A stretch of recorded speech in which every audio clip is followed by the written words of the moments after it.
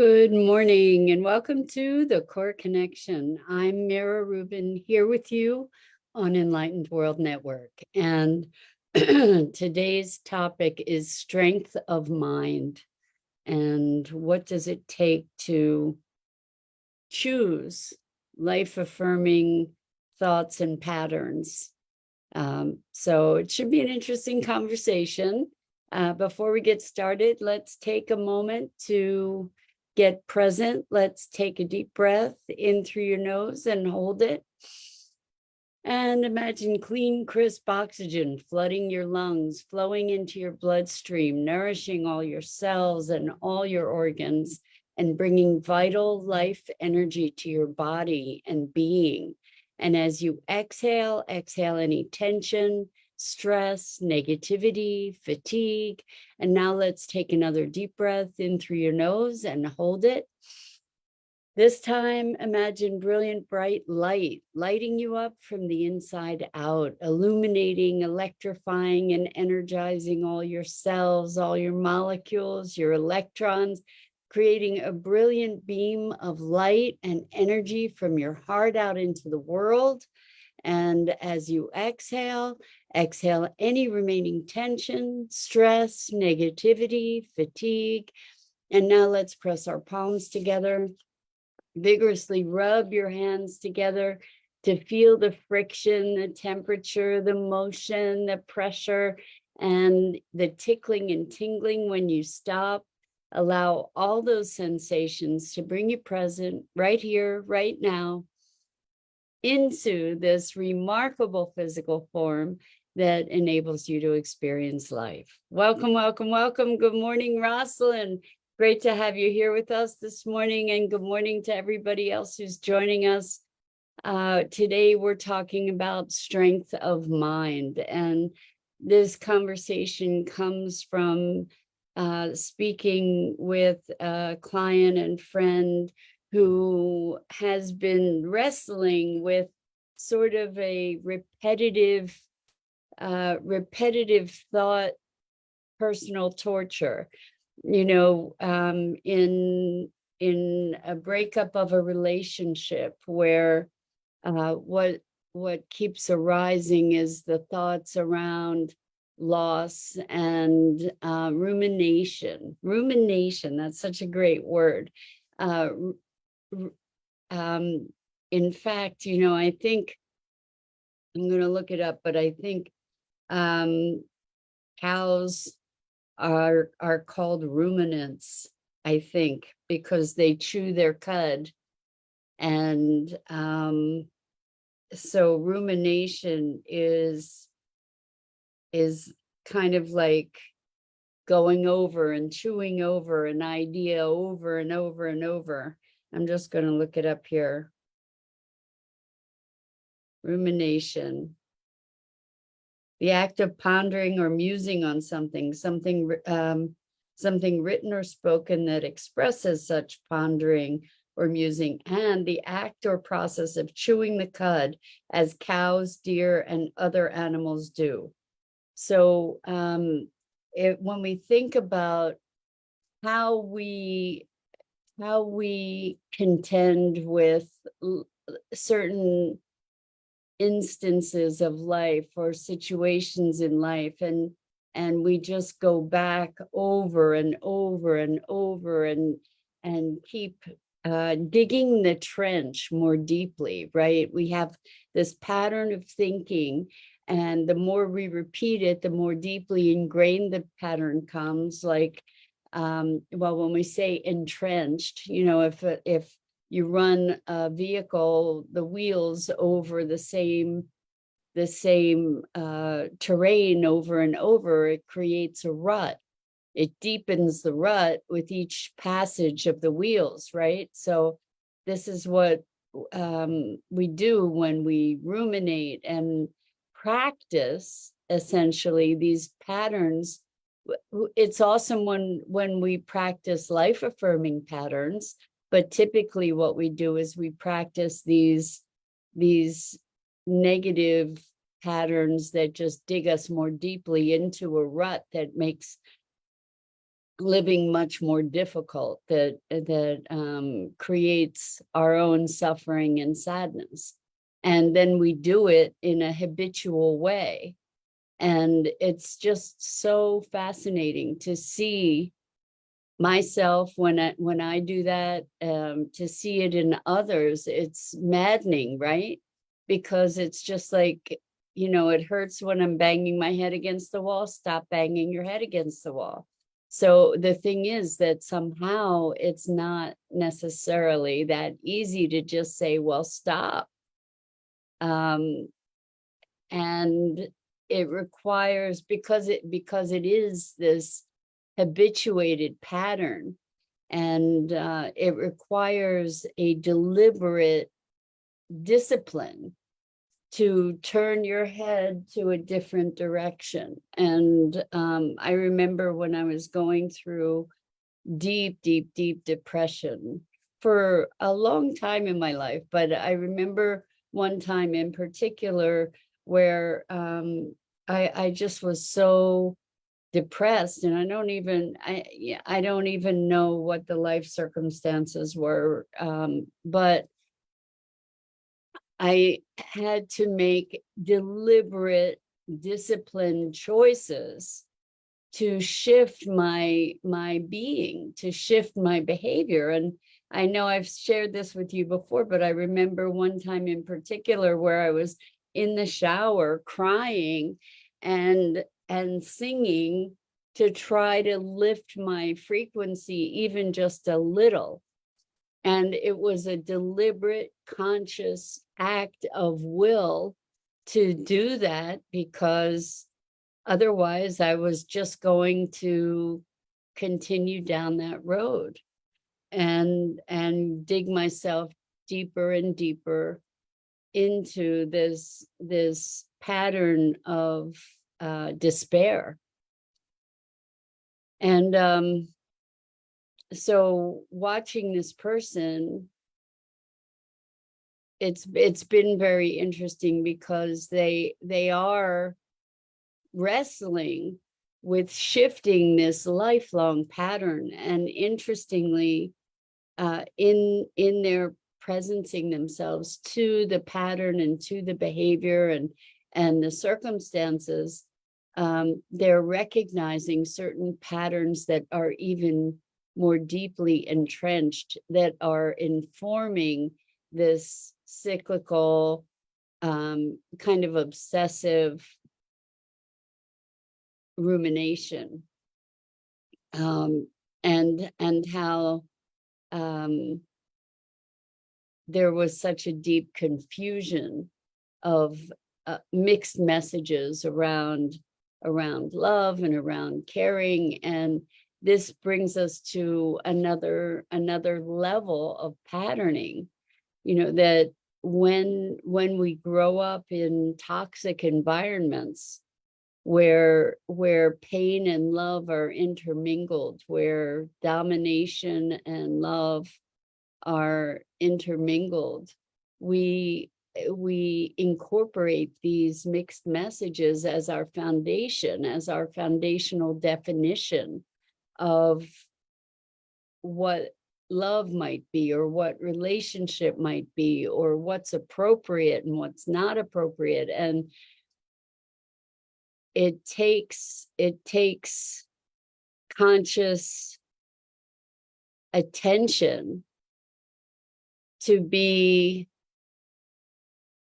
deciphering or even recognizing these patterns. So for this person, there are all kinds of revelations. They grew up in an abusive environment, and there are all kinds of revelations that are arising, that are informing their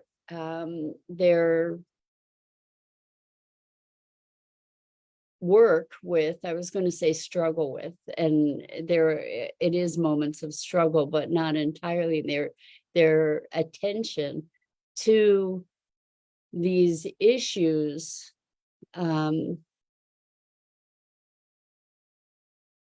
in their attention to these issues on the deeper level. It's empowering them further to recognize the dysfunction, to be able to start making other choices, to be able to start bringing compassion to themselves and their younger selves, to be helping to untangle. So the thing is that when we don't have a model for a healthy relationship, how do we cultivate that? So this is, and interestingly, we have so many messages, like through media. There are all these fairy tale sorts of stories, especially for little girls growing up, all kinds of fairy tales about, at least in my era, that Prince Charming was going to come and rescue. And so when you don't have a model for a healthy relationship, what do you hold on to, or what do you embrace? These fairy tales. And then life doesn't live up to the fairy tale. And so there's this strength of mind and courage of heart that we're called to bring to our journeys of transformation and growth and healing toward wholeness. The thing about these dysfunctional messages that we receive when we're children, that's what we're imprinted with. It's not something that has to be forever, but if it's not to be forever, it takes a lot of work to first unearth those things and then to address them. And we tend to address them from the symptom downward. It's rare that we can identify the source and clear that, though sometimes we can clear the source and everything else bubbles up from there. But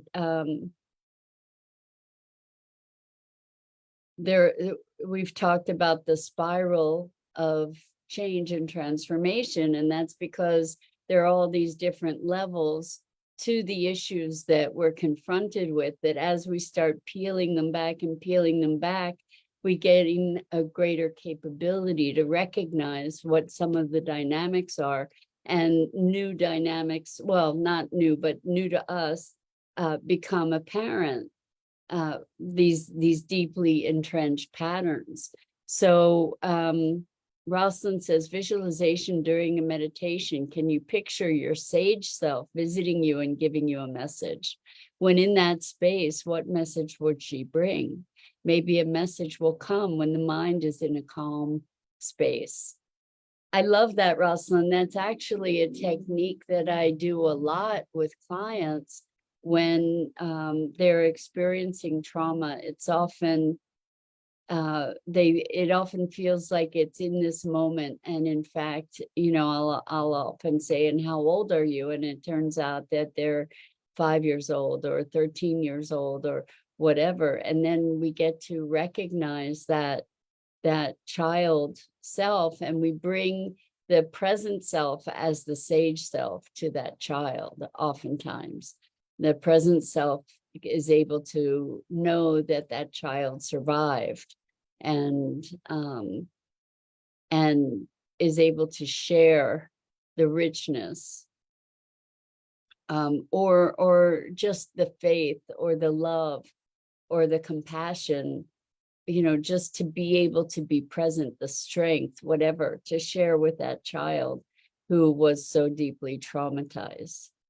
And it's very healing for the child and for the adult. It ends up going both ways. It's really, really fascinating.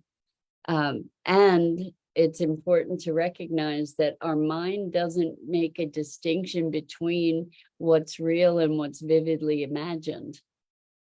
So if we can vividly imagine guides or our sage self or other figures or personalities coming into a situation. When we are present to that reimagination, then it shifts our being.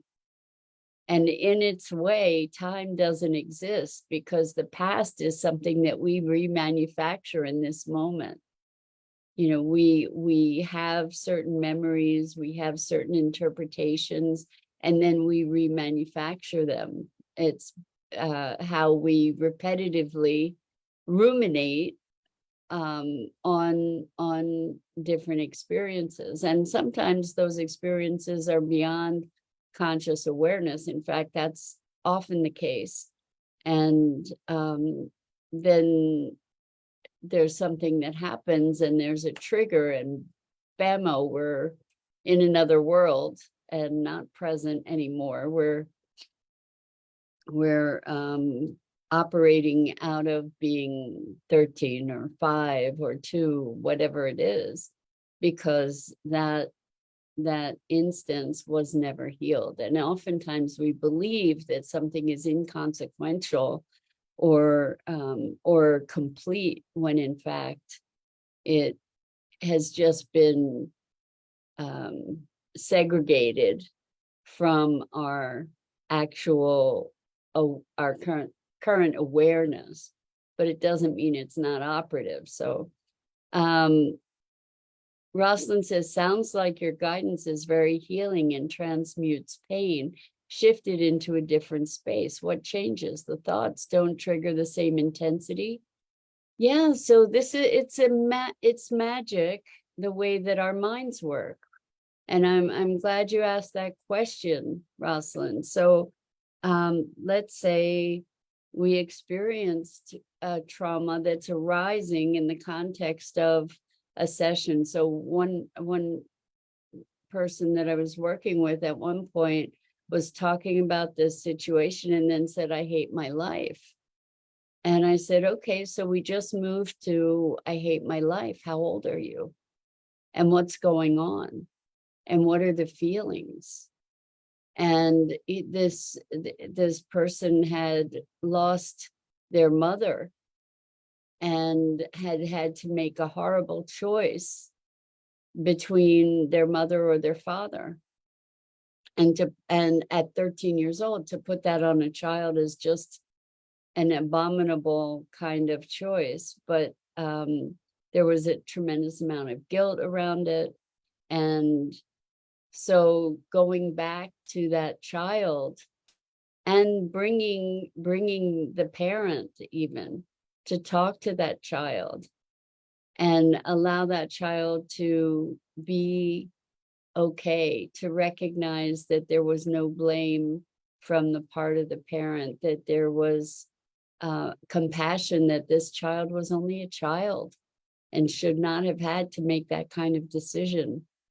And to give that child compassion. And that shifted because the child shifted, and the child is still present in its way within us, then we also shift. And it's profound. It does it. I love that you use the word transmute, Rosalind, because it transmutes it. The pain becomes something entirely different, and the pain itself disappears and is replaced with some sense of understanding, compassion, acceptance, love. It's super really powerful. And so then the thoughts don't even go down, not even the same intensity. Oftentimes that happens too, is that there's a reduction in intensity. But other times what happens is that there's a whole different emotion that arises, that, so initially it might have been guilt and shame, and then maybe it transmutes to sort of it could be a sadness, and then that gets to be addressed, or it could be a sense of peace and acceptance. But the emotions shift. The trigger ends up working very differently. So it's quite remarkable when we use the strength of mind, and particularly like when we recognize we're in a state of misery. And this is the kicker, is you need to be able to recognize this, right? So, but when we recognize it, we can step back to say, is this how I choose to feel right now? And that opens up a whole new world, because then we are not at the effect of that thought loop, like the hamster wheel. We can stand back and say, is this how I choose to feel right now? And what can I consider to feel differently? Or you can just like let that loop run and not buy into it. Maybe stand back and watch the loop and recognize that it's just a loop. It's not the truth. It's not something that we need to fall prey to. That we actually have some choice. So Rosalind says, it would be cool to see where in the brain the neurons are going in the brain when that shift occurs, or is that shift happening in the heart? And that's such a beautiful question. I think that the shift is happening in the entire being, because the head and the heart are connected. And when we think certain thoughts or we feel certain emotions, we have sets of chemicals and impulses that move throughout the whole system. And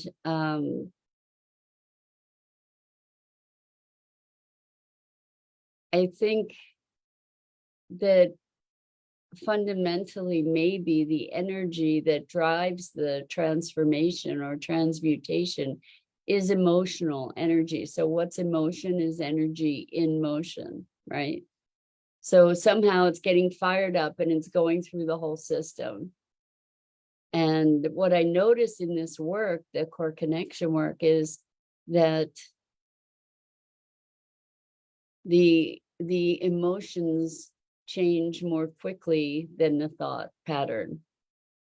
So I'll often ask people, if you feel into it, what are you noticing versus thinking into it? I remember dealing with a client recently who was speaking in absolutist terms of always and never, and I'm always going to feel this way. And it was really interesting to challenge them in that thinking. Always is a long time.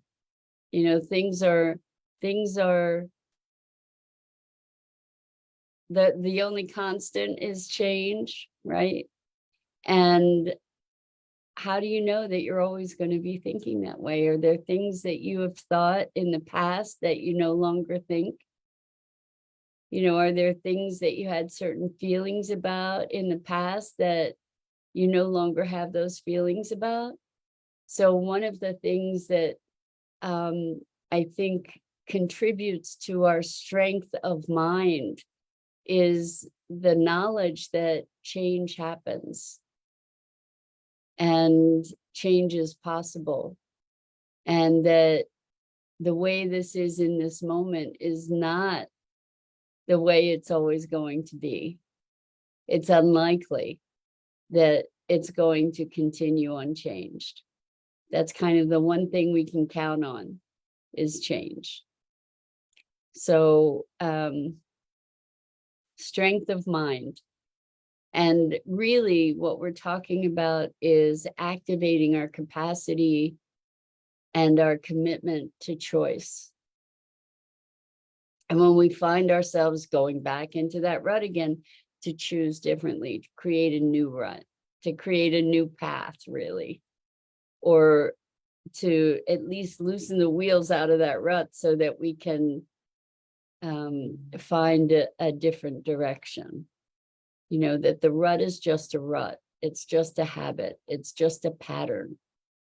And habits can be broken. Habits can be changed. And it does take often a deliberate act of will to be able to stand back and choose differently, because we get swept up in it. We get swept up in the passion, the whole. It's like when you watch a movie and you end up crying because you're so immersed in the story, or laughing for that matter, because you're so immersed in that as a reality. But the truth is that it's our perspective that generates our experience, and we can shift that perspective at any moment. And what it takes is that recognition, the standing back, the awareness, to be able to be the observer, and from that moment of observation to choose. And so that's really the foundation of strength of mind, is being able to access that moment of observation, that meta moment, so that we can then make a choice and to choose differently again and again and again and again, as long as it takes, until that new choice becomes more automatic for us. So I think that's it for today. I want to thank you so much for your willingness to engage in these conversations and to question the things that we have operated by, like our operating procedures, to question those things that may have been invisible or previously unquestioned. So much gratitude to you for that. And I'm Mira Rubin. This is the Core Connection. And I go live here each weekday morning at 9 a.m. Eastern on the Enlightened World Network Facebook page and YouTube channel. And I invite you to check out the other awesome programming on Enlightened World Network and Enlightened World Living on the Facebook pages. And until next time, so much love to you.